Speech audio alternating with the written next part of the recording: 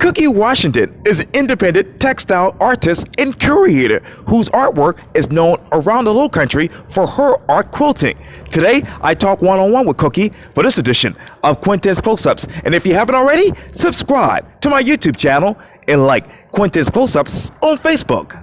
Cookie Washington, welcome to Quintin's Close-Ups. Thank you for having me. Thanks so much for the invitation. You're very welcome. I have to let my viewers know that this has been an interview in years in the making. Yes, it has been. And it's so good to have you here because obviously you are well known in the Charleston area and beyond as an independent textile artist and curator, a fourth generation needleworker, and the first in your family to take up art quilting. Let me ask you this, Ms. Cookie. How would you craft your life right now using art? How would I craft my life? Yes, ma'am, using art.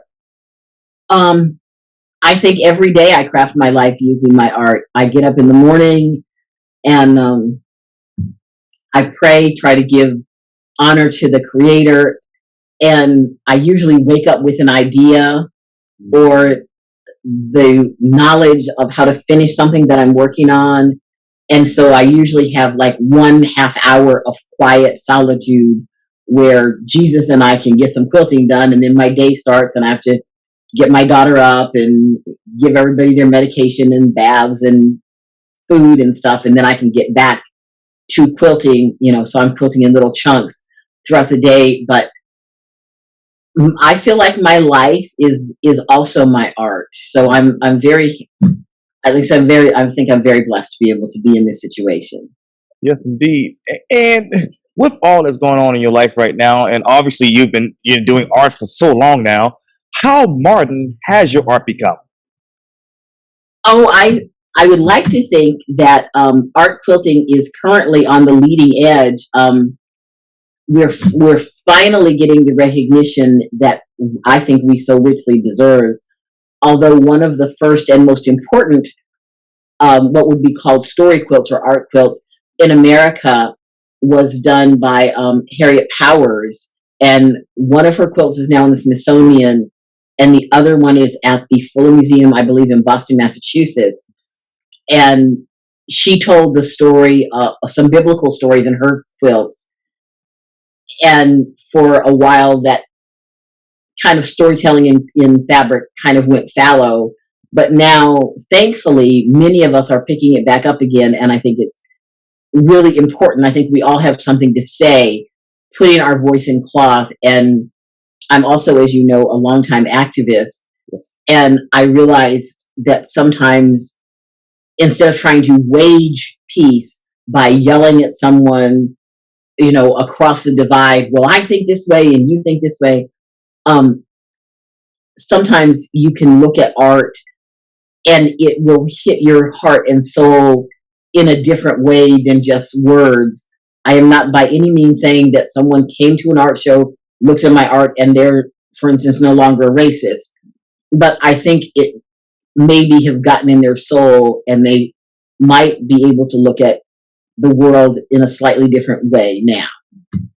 How do you look at the art? How do you look at the world now and do art? Oh, that's a good question. I think everything that I'm impassioned about potentially could be art. I'm very excited. When I was a little girl, more than anything I wanted to be an astronaut. Well, first I wanted to be an F-16 pilot and then an astronaut. My dad was in the Air Force and I grew up on Air Force bases all over the place. And so the space race and aviation has always been still a passion of mine. And as a person who is hopefully very spiritually, I love to think about the universe and that we probably aren't alone. God in her infinite wisdom created galaxies. And so I'm working on a piece right now that actually is about the fact that we are not alone and that we need to recognize in love and peace that if we're going to meet our neighbors even in this solar system, we have to find a way to be peaceful with each other. If you and I can't get along, what on earth makes us think we're going to get along with somebody from Pluto? Yeah. You know? So, but I think about it. I think about it all the time, and I'm always having. I wish you could see my desk. I had little drawings here and little bits of embroidery here or there, and you know, because like I said, I think about it. It's how it's my voice. It's the way I express myself. Some people sing, some people write. I do fabric. Right, absolutely. As a matter of fact, this is. I thought about this as I was coming over here, Miss Cookie. But how did art touch your heart and soul before you became this well-known artist? Oh, I was very blessed to have a mother who loved all kinds of arts and took us everywhere and to the library, no matter where we were, wherever we moved to. My dad was transferred in the Air Force. The very first thing we would do at our new duty station or whatever was we get dressed up and go to the library and get our library cards, and then go to the museums and concerts and art galleries. So art has always been very much a part of my life, and I tried to do the same thing with my children to make sure that they are informed as well, so that the next generation is also learning. I think you learn so much from the arts in a way different than you can from, say, a math book. So I know you're, and I'm going to come back to that in just a second, but I know you're a very spiritual person. What biblical stories do you tell do your quilt? Quintin, that's such a good question. When I first started art quilting, I've been sewing since I was 4 years old. And since I moved to Charleston, I was doing a lot of wedding gowns and formal wear, and I created something called the Kiss Bag. But then in 2000, I saw an exhibit by Roland Freeman called Communion of the Spirits shortly after I had been given the book for Christmas.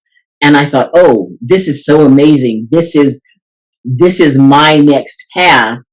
And, but I didn't know what to quilt. And so I took it to God in prayer.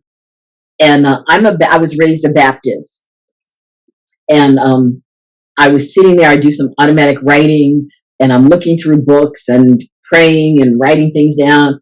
And all of a sudden I heard God say, make Black Madonnas. And I said, oh, that message was for somebody else.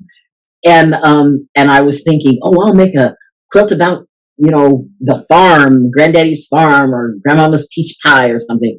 And I heard it again, and make Black Madonnas. And I was like, I'm a Baptist. And we don't do if in the Black Baptist Church, we talked about Mary for about 22 minutes during the Christmas pageant, and then it's all Jesus, Jesus, Jesus, which is good. I love me some Jesus. Yes. But so I was not even familiar. I had never seen even a depiction of the Black Holy Family. And my way into art and out of fear, when I'm afraid of it, is knowledge, knowledge, knowledge. So as I was researching, I found that the oldest depictions of the Holy Family were all Black. Mm-hmm. And Pope John Paul II, who died a few years ago, his favorite Madonna piece was the Black Madonna called Our Lady of Poland. Mm-hmm. And I thought, wow, that's something I didn't know, but it changes you. I've often spoke about in my lectures, if you grew up in America and you did not go to college and you didn't do a lot of outside research other than what you learned in school, if you went to school up north, you know about Phyllis Wheatley, who was a poet and a slave. And then for a long stretch of time, apparently Black women didn't do anything else in America until Harriet Tubman showed up. Of course, all props, conductor on the Underground Railroad, but also a slave. And then we talk a tiny bit about Sojourner Truth because she was a rabble rouser, but also a slave. And then there were no other Black women talked about essentially in history books until we got to Rosa Parks. And so we think, we believe what we know about. And so thinking that the whole story of Black women in America starts with slavery and ends in Jim Crow era oppression. And that's not true. As Black women, we were worshiped as gods and deities. And I always tell people, Black women, we are not coming up from slavery. We are coming down from being worshiped as deities. And in many of the different religions in Africa, including Christianity, women played a tremendous role as diviners and spiritualists and healers. And I think we need to know that. I think it's very important, especially for our daughters, to know that so that we can look at ourselves in a more full way and in a more uplifted way so that we can feel better about ourselves. You walk a little taller when you go, oh, okay, yeah, Jesus's mom looks a lot like I did when I was pregnant and giving birth. It just makes you feel better. And for me, it made me feel even more connected to the entire Holy Family. So I was very thrilled to do that. And God put on my heart to make 8 Black Madonnas. And I kept saying, I really don't understand. But I did. And I'm up to Madonna number 6 now. I've got 2 more to finish in that series. And I don't know that I will be finished at that point, but I will have fulfilled what the Lord put on my heart to do in that holy instant. In the interim, I've also learned about Sophia, the Black goddess of wisdom, that supposedly she taught King Solomon, supposedly the wisest man that ever lived. She, who was called the consort of Yahweh, taught King Solomon his wisdom. So we're all about the brilliance, You want to know something? Go ask a Black woman. We probably know it. Yes, indeed. And which one of those family members resembles you? Oh, I would like to think that I'm a Sophia, that I am a Black goddess of wisdom, because I seek it. I'm a voracious reader. I love knowledge, documentaries, always reading periodicals, love the news. And it just informs my world and makes me happy to just know, I'm a knower. I love to know stuff. And it's stuff I will never, I'm not ever going to get into the space program. I'm 62 years old and I'm 4 feet tall. It's not going to happen. But I still am excited about the fact that we have broke through the Earth's atmosphere and we're brave enough to go and look and see what else is out there. Like I said, I want us to do it peacefully and understand that whoever else is out there may be very different from us, but to acknowledge that, yes, God created something other than us. We are not totally at the top of the food chain is important to me. What else is out there, Ms. Cookie, that you want to express through art? I don't know. I don't know what's out there. That's why I'm curious to know. I love to know about every few years we've discovered a new planet or a new star or a zenith or a quasar, and it informs this or that. And every once in a while, a meteor will fall to Earth, and so we have new research that comes. What kind of minerals were in this? I just think it's fascinating, and it may help us. God put everything for the benefit of humans if we exercise caution and come at it through a place, I believe, of spirituality. How has art made your spirituality better? I think it has enriched my prayer life. I've always kind of had this relationship with with God. My granddaddy was a Baptist minister, and he was one of my most beloved people in my life. And when I was 4 years old, he told me my sister is 5 years older than me, so she got a Bible with her name printed on it in gold. And I was so jealous, and I was sulked. I said, "Granddad, I want a Bible with my name on it too." And he said, "If you can learn to read a scripture in 1 week, I'll get you a Bible." And he said, "You cannot do Jesus wept," because he knew at 4 I was a good reader. So I learned a scripture. I believe it was "Make a joyful noise unto the Lord, all ye lands." So he said, "All right, you have earned your Bible."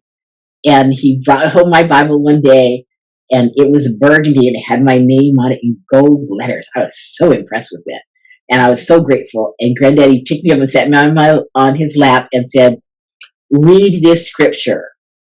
And the scripture said, and I keep in mind this was in 1964, so I have no idea how he did it, but it said in my Bible, it said, "So God so loved Cookie that he gave his only begotten son." Jesus. So I thought, oh my goodness, I thought your Bible probably said that too.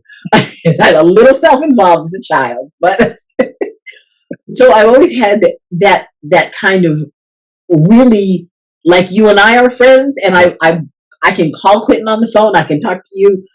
I always felt like that about Jesus. And when major crises in my life have happened, I was never thinking this or this. My first thought was take it to God in prayer. And as I'm beginning any piece of art, I always open myself up to God. What do you want me to say through this? How can I give honor to you? Because you have given me this talent, and I really want to make sure that my light so shines before men as my grandparents would have wanted me to do.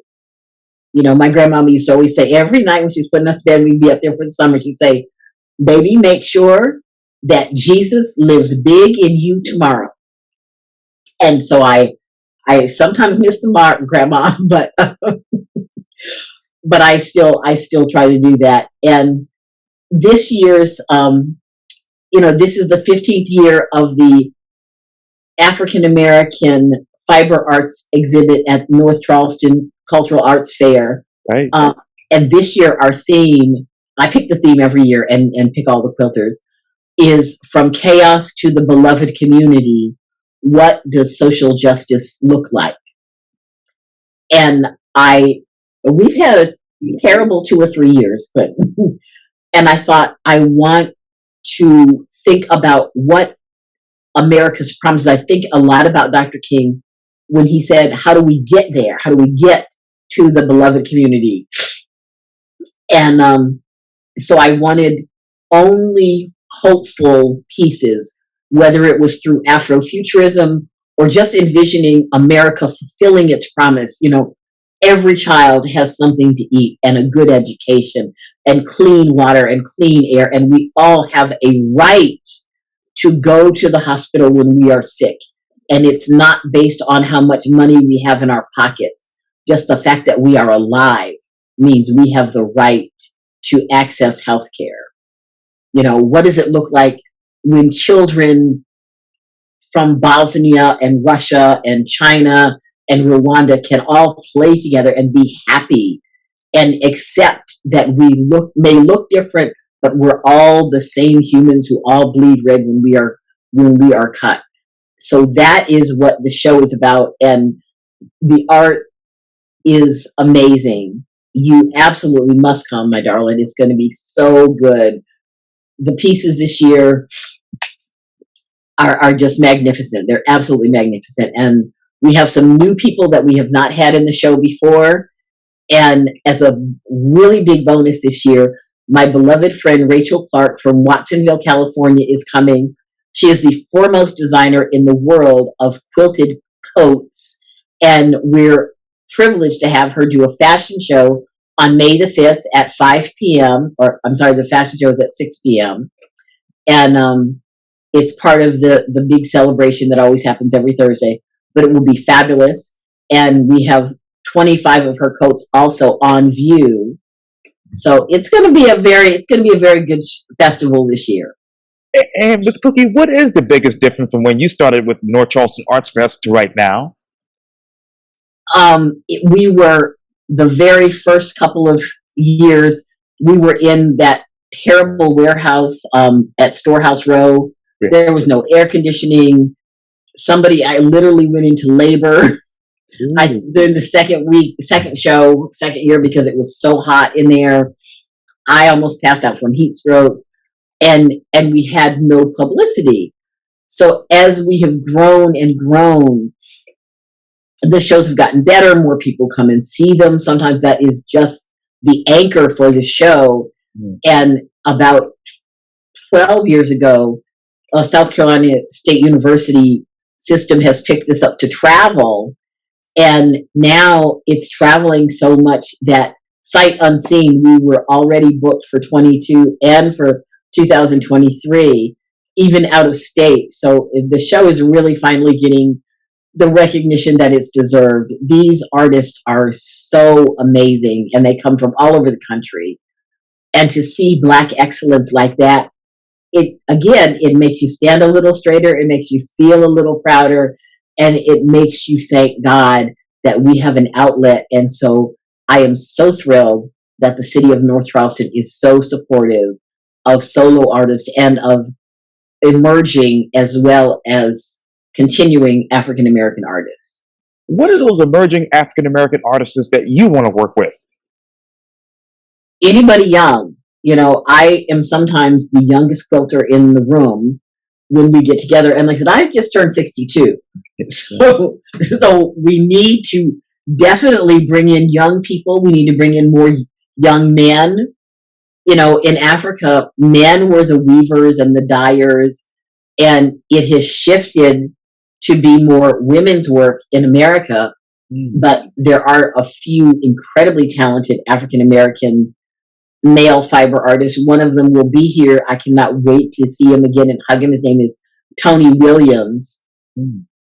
And he does indigo dyeing, creates handmade paper, and then creates garments or paintings out of this beautiful indigo dyed handmade paper.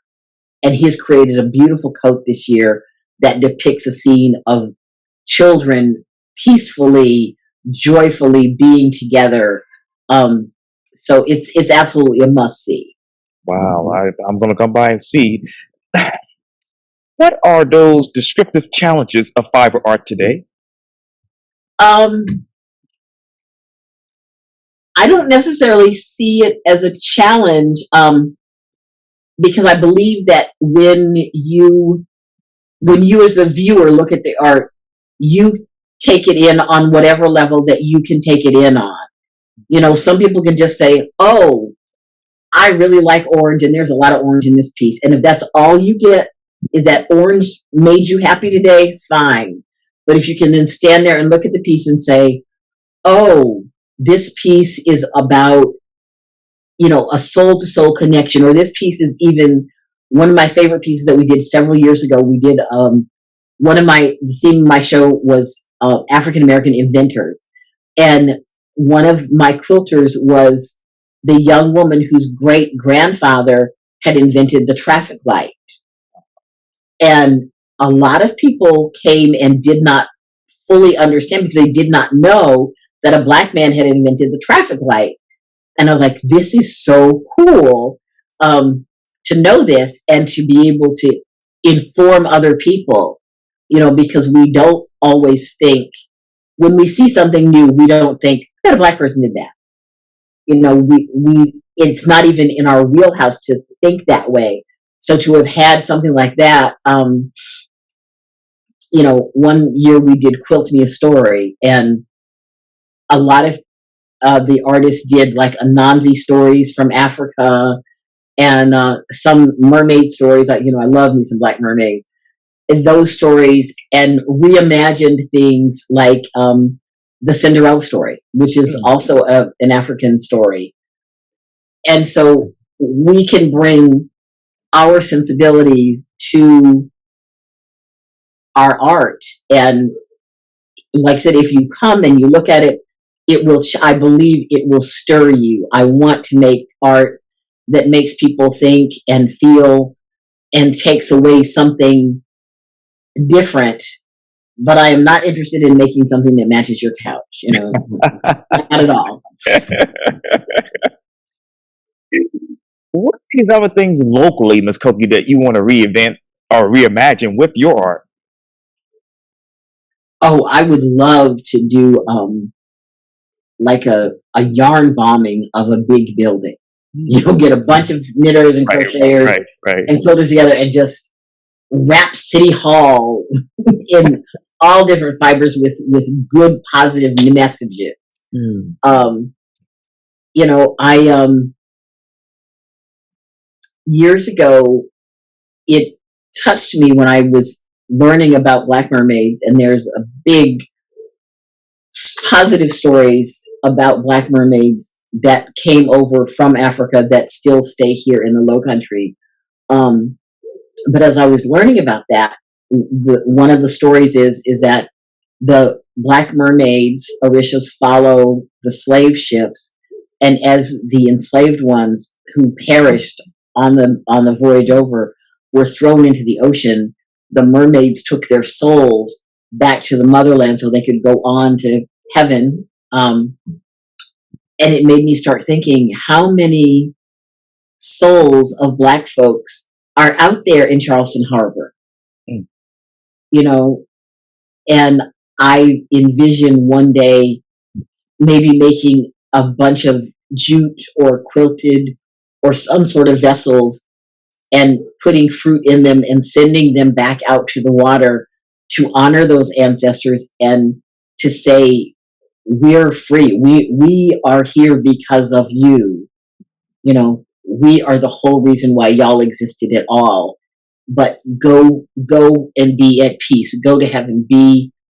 Know that your life and death was not in vain, because you and I are sitting here. Look at you. Look at you, young man. I'm so proud of you. Thank you. And I know your grandmama and granddaddy are proud of you. Yeah, so she's up there too in heaven, I'm sure. Watching over you. Yes, indeed. How has your art, Miss Cookie, challenged people to feel, soar, and really, reimagine themselves? Oh, in 2017, after the say this without crying, after the tragedy at Mother Emanuel. Well, first of all, my group of artists were the very last group of artists that showed at Mother Emanuel, in the very same place where the terrorist attack took place. Reverend Pinckney and I were friends. I was not a member of his church, but he said, bring some art. And after Walter Scott had been murdered, he said, let's just have a few more weeks of art. Let's just embrace this and, uplift the community. So, about 12 of us just put a few pieces in there and, open the doors and let people come in. And the art show ended. And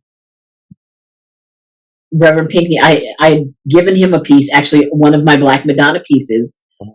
And then, of course, the minute I gave it to him, somebody asked if we could go on tour, and it came back. And I saw him about 2 weeks before the terrorist attack. And I said, hey, your quilt piece is back. Do you want me to just bring it and drop it by the office? He said, no, let's go and have lunch. And he was getting his degree in divinity from Allen University. And he was so in love, on fire about Black iconography, because he, again, had not seen a lot of it.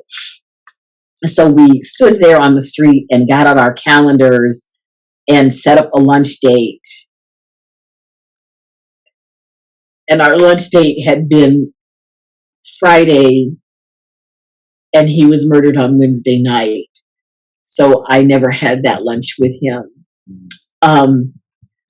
But the night of the terror attack, about 5 o'clock in the morning, my phone started ringing. And it was one of my artist friends, and she was visiting in England, and she said, Cookie, I'm watching CNN International, and they have this story so wrong. They said there's a terror attack or some sort of murder at a church in Charleston, and I think they mean Charleston, West Virginia. And I said, no, baby, I'm sorry. It's true. It's here. It's Charleston, South Carolina. And she said, where? And I said, Mother Emanuel. And we just both collapsed into weeping. And she said, well, what do we do? And by that time, I had just found out that Reverend Pinckney had passed. And I said, well, we're going to make art. I just go into your studio, pray, cry, make art. We have to give tribute to this man, this congregation who gave us a home, and we have to celebrate and hold space for their lives. Well, it took me a year to find a space to create that art show, but I did. And so we did a show called The Holy City, The Art of Love, Unity, and Resurrection. And it lasted for about 7 weeks. It was beautiful. And it was all African-American artists who showed at Mother Emanuel, or people who had a direct connection to Mother Emanuel. One of the artists who was in that show, her parents and grandparents had both been married at Mother Emanuel. She was currently living in New York. But one of her cousins was also one of the little girls who had died in the bombing in Birmingham in the 60s. And it was like, how does this keep happening? You know, as an African American, the safest place for you believe, is in your mother or grandmother's arms or sitting in your church house. And to have that so brutally violated, there's a hole and a fear in your heart that just, you have to try to fill it with something. And you cannot fill it with hate. And so you have to really try to fill it with love and understanding. And we have to have our own resurrection of being able to have forgiveness and love. And forgiveness does not happen overnight for some of us. It is a long journey, and I will tell you the truth, I am still on it. But after the end of the Holy City show, someone asked me, well, what do you want to do next? And I said, the Holy City was about love, unity, and resurrection, but now let's have some hard discussions. We so often do not have deep discussions with people who don't look exactly like us. And so what I did was I gathered 33 white artists and 33 artists of color and 33 topics that were controversial or in the news or whatever. And God directed, I put everybody's things in 3 little boxes. I picked a white artist, an artist of color, and a topic, and stapled them together. And I was like, all right. And I told all the artists, if you want to be in this show, you do not get to pick your topic. You do not get to pick your partner. And you have to create art solo, but I want you to have a deep conversation with the person who does not look like you about the topic. And some wonderful friendships have continued on since that show. You know, and one of the really beautiful ones that came out of that was Nazir is an incredible. His art just hits me right here. Well, his topic was Black Lives Matter, and so his art, some people looked at it and thought it was very aggressive. I thought he was feeling like, I need to protect my community. His partner was a very dear woman, Kathleen Sullivan, white Irish woman, and something hit her heart, which was so amazing. She went down to the Whitney Plantation in Louisiana, which is a museum. Plantation has been turned into a museum, shown strictly from the eyes of the enslaved. And there are statues and brutal truths. And she went down there for 2 days and took amazing photographs and came back and framed them and put them on the wall next to Nazir's pieces. It was so powerful. Another two women that I loved their work. One of them, a white woman, did a beautiful piece. Their topic was imagine. And so she wanted to imagine a beautiful sunny world and, whatever. And the sister wanted to imagine that her Black sons would grow up and not be murdered. And so when you look at how different we arrive at the exact same word, they both came away very moved and changed by that experience. And the people who came to see it, I think, were also moved and changed. And I was able to have 5 dinner parties in the gallery. Oh, yeah. And the deal was, you cannot, if you come with your friend or your grandma, or you cannot sit with your friend. You have to sit with strangers who do not look like you, so you can have a dialogue and go deeper. And it was beautiful. It was really, really empowering to see that, to feel that. And I think it was very successful. I was very, very happy about that. I'm still hearing ripples of, oh my God, that was so moving. I really understood people from across whatever political aisle, because we had Black folks and white folks and Puerto Rican people and gay people and straight people and even a lovely trans woman, a gun nut, as well as a big old peacenik. So we brought together people of all different kinds of atheists, super strong Christians. It was beautiful. And I think that art can do that. Nobody walked away hating each other. Nobody walked away thinking, you are just wrong. Everybody was able to open their heart and say, oh, okay, I may not agree with how you think, but I think I understand better why you think this way. And so art was great to do that.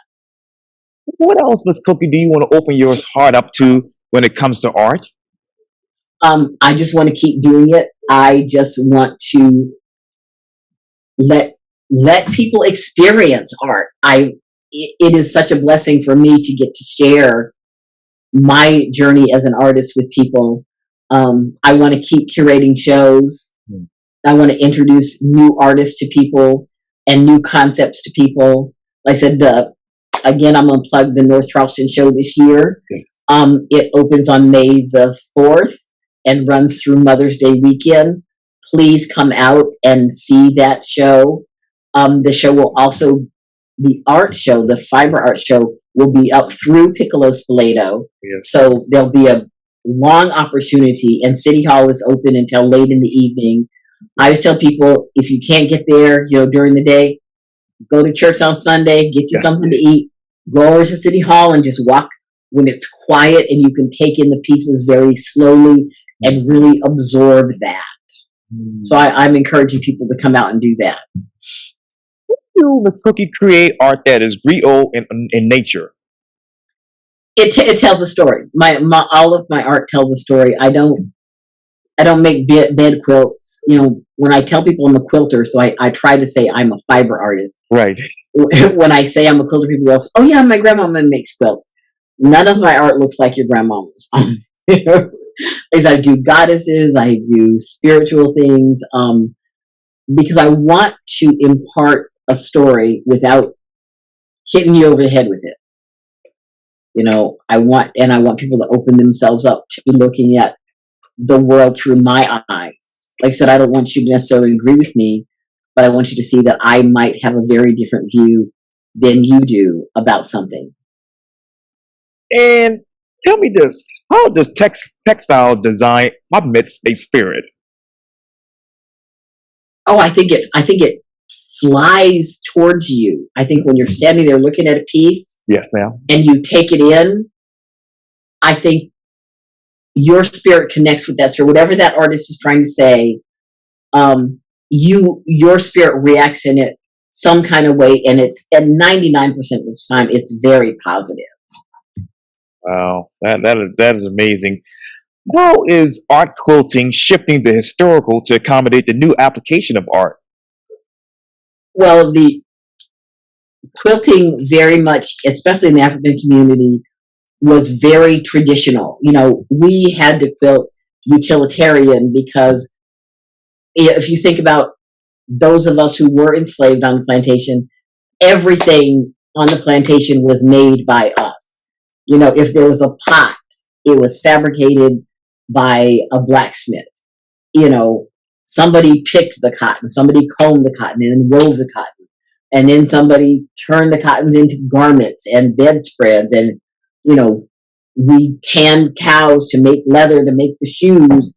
So we were doing that, and we might have had to make beautiful things for the enslavers. Okay. But we had to, at night, and we didn't have beautiful fabrics, so we used a croaker sack or a rice bag or a torn blue jeans or something to make utilitarian quilts. Now, the art quilters that I work with, we have an opportunity to use beautiful fabric, even create our own fabrics. Some of us are fabulous dyers. We create our own colors. Right. Or batik. Ariane King Comer is, the batik ambassador in America, and she uses indigo and learned how to do it in the way that our foremothers did it in Africa 400 years ago. So she's bringing something totally new and old to the discipline, and it looks very different than what it would have looked at like 400 years ago when we were enslaved. And what are those new and old things that you want to bring out next? I want to continue to tell stories of African women, African American women, and I want to focus on the positivity of our journey. Sure. I want people to think. No, I don't want you to look at me as a Black woman and think slave, mammy, entertainer, whatever. I want you to look at me after looking at some of my art and think, oh, doctor, astronaut, scientist, Olympic athlete, teacher, Supreme Court justice, vice president, president. I want people to be able to see us in that way, and that's why I keep creating my art. So that's a great question. Thank you so much. Oh, yeah, you're welcome. And what quilt describes you? Oh, wow.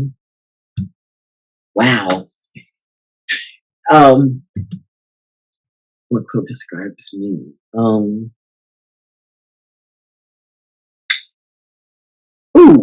Quintin.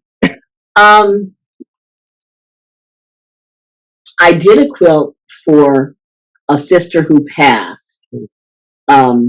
It was called Sadeka Eternal. I'm sure you remember Osei Chandler's beautiful wife, Sadeka Joyner Chandler. Yes.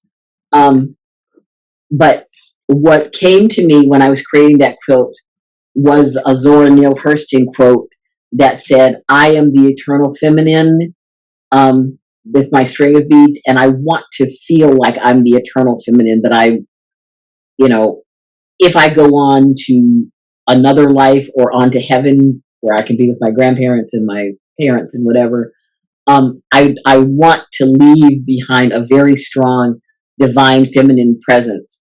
I think we have been ruled too long with a strong male energy in the world, and y'all are not doing that good of a job.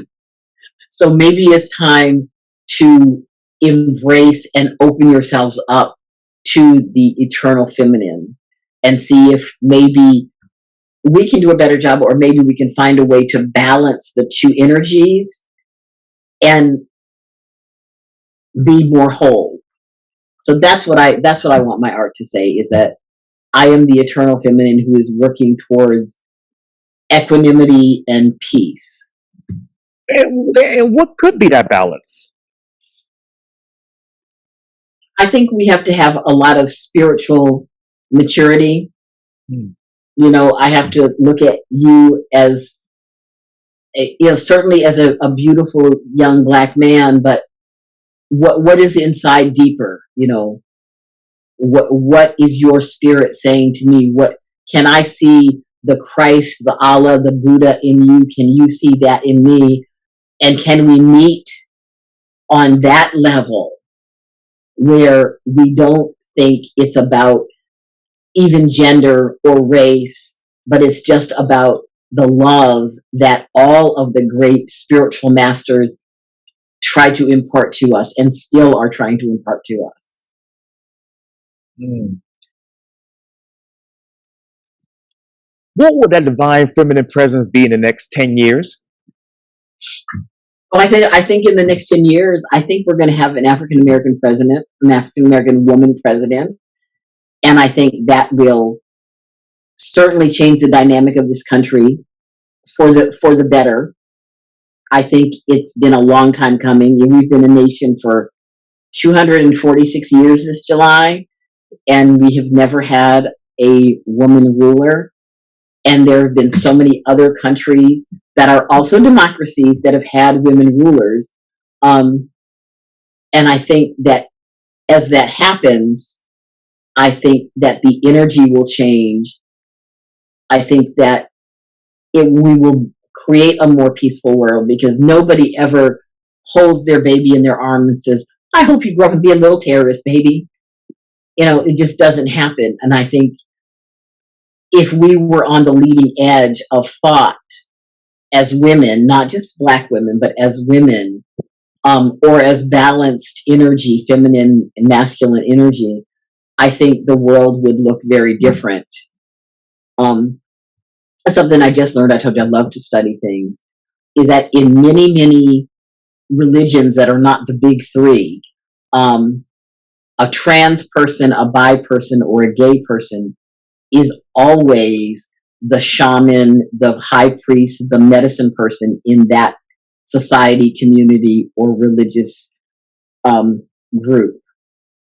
And that's because they can balance their energy and love everybody. And that's a difficult was a difficult concept for me, but as I'm sitting with it, that makes sense. And I was like, okay, I get this. This is good. And there are leaders. There absolutely are leaders today that have, I think, a beautiful balance of masculine and feminine energy that have such tender hearts. And I think that we need to support those leaders. I don't mean to get political when we're talking about art, but John Tecklenburg and his wife Sandy, there are not two more balanced, kind people in the entire Low Country. They are a beautiful balance with each other. And I think that we need more people like them, who are also wonderful art supporters, in the world. So I think that's I think that we are very, very blessed to be at this precipice where we can look over the edge and say, oh, okay, there's something out there that might be scary, but if you hold my hand and I hold yours, maybe we can leap into that precipice together and change the world together. When you look over the edge next when it comes to art, what do you want to see? I want to see everybody doing art. First, I want to see art back in school. I want to see music back in school, and home economics back in school, and painting and sculpting and metalwork and woodworking. I think, Grandmama used to always say the idle hands are the devil's workshop, and we all have too many idle hands. We need to be able to sit and just crochet a blanket, just calmly. Every stitch is a prayer. Sit there and do some slow stitching on a quilt, for your baby. There's a very small movement of women who, and it's mostly women now, who are creating beautiful quilted funeral shrouds that go into the ground in places where you can have green burials. So you don't get embalmed, you don't go in a box that doesn't decay, you just are wrapped lovingly in a shroud and put into the ground. And I think that's very beautiful. And what an honor that would be to create a shroud like that for someone that you love, you know. Cookie Washington, thank you so much for your time. And again, welcome to Quintin's Close-Ups. Thank you so much, darling. I am honored to have been here with you today. Oh, thank you so much. Appreciate it greatly.